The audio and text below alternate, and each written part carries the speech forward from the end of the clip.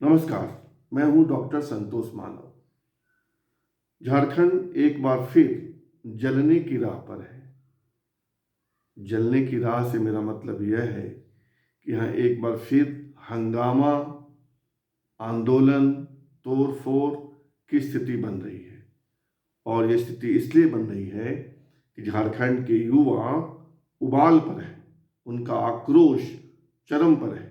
वे आंदोलन की स्थिति में है, या कहिए कि आंदोलन की शुरुआत हो गई है। आज झारखंड की राजधानी रांची के सड़कों पर पूरे प्रदेश से हजारों की संख्या में स्टूडेंट उतरे, विधानसभा की ओर बढ़े, नारे लगाए। यह अलग बात है कि हजारों की संख्या में पुलिस भी थी, सुरक्षा बल के जवान भी थे, और जवानों ने स्टूडेंट्स को विधानसभा तक नहीं पहुंचने दिया। यह सब इसलिए हो रहा है कि यहाँ की जो सरकार है वह जन भावनाओं के खिलाफ जा रही है। आप उसको इस तरह भी कह सकते हैं, इस तरह भी व्याख्या कर सकते हैं कि सरकार सिर्फ वोट की खेती करने की फिराक में है। राज्य में जो सरकार है, झारखंड मुक्ति मोर्चा की, कांग्रेस की और आरजेडी की सरकार, इन तीनों की जो तैयारी है, इन तीनों की जो कोशिश है, वह वोट की फसल काटने की है। उनकी पूरी नज़र, उनकी आंखें 2024 पर है कि जब चुनाव होगा तब वो झारखंड में ऐसा वातावरण बनाएंगे कि यहाँ का स्थानीय कौन है, बाहरी कौन है, ऐसी एक हवा चलाएंगे कि उन्हें फिर से सत्ता मिल जाएगी। और जो नियोजन नीति, जो एम्प्लॉयमेंट पॉलिसी थी सरकार की, उसको कोर्ट ने, झारखंड की हाई कोर्ट ने रद्द कर दिया। उसको सही नहीं माना, उनको संविधान के खिलाफ माना, और इसका परिणाम यह हुआ जो तमाम परीक्षाएं थी जिनके जरिए झारखंड के स्टूडेंट्स को नौकरी मिलती, वह रद्द हो गई।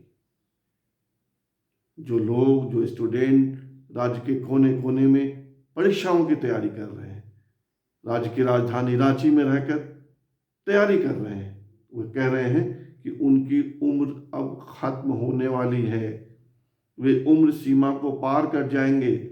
और यह सब इसलिए हो रहा है कि झारखंड की सरकार ने सही नियोजन नीति, एम्प्लॉयमेंट पॉलिसी नहीं बनाई। सरकार को पता था कि उसने जो नियोजन नीति बनाई है वह कोर्ट में फंस जाएगा। बावजूद इसके सरकार ने उसको नहीं सुधारा। सरकार का जो विधि विभाग होता है, उसने राय दी थी कि यह नियोजन नीति सही नहीं है, कोर्ट इसको नहीं मानेगा, लेकिन सरकार अड़ी रही। और वही हुआ कि 2 दिन पहले हाई कोर्ट ने झारखंड की नियोजन नीति को रद्द कर दिया, एम्प्लॉयमेंट पॉलिसी को रद्द कर दिया। परिणाम, छात्रों में उबाल है, गुस्सा है, वे आंदोलन की राह पर है। और आपको पता है कि जब युवा उबलता है, युवा जब उठ खड़ा होता है ना, कि युवा जब जोर लगाता है पत्थर पानी बन जाता है। तो अगर युवा सरकार के खिलाफ खड़े हो जाएंगे तो सरकार पलट जाएगी।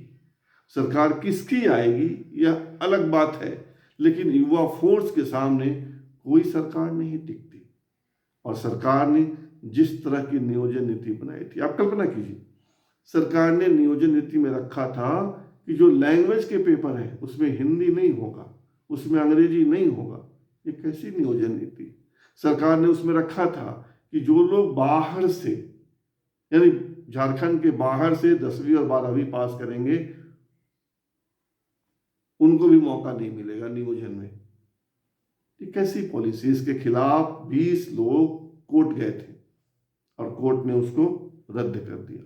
और यही कारण है कि झारखंड के आप किसी भी कार्यालय में चले जाएं तो वहाँ कर्मचारियों का अभाव है।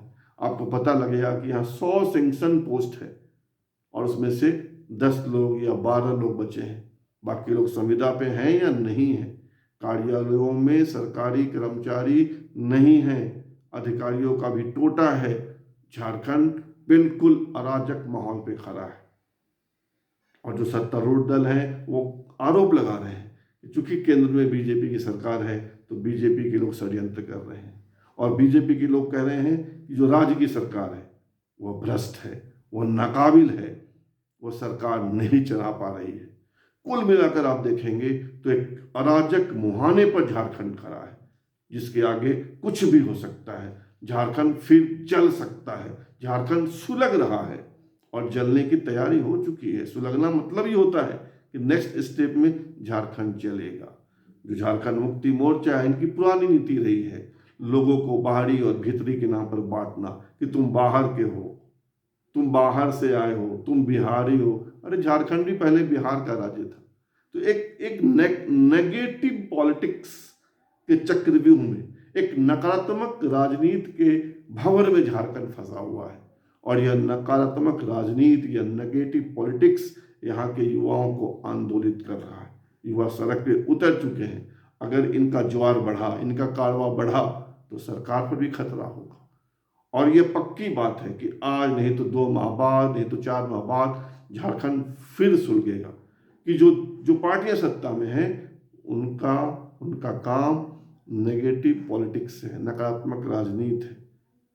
और विपक्ष भी है, वह भी बहुत सकारात्मक पॉलिटिक्स नहीं कर रहा है, वो भी कहीं ना कहीं नेगेटिव पॉलिटिक्स कर रहे हैं। तो जब सत्ता पक्ष और विपक्ष के लोग नेगेटिव पॉलिटिक्स करेंगे तो किसी भी राज्य का सुलगना तय है। आप दुआ कीजिए कि झारखंड सही राह पर आए, नहीं तो झारखंड जलेगा और देश के लोग देखेंगे। फिलहाल इतना ही।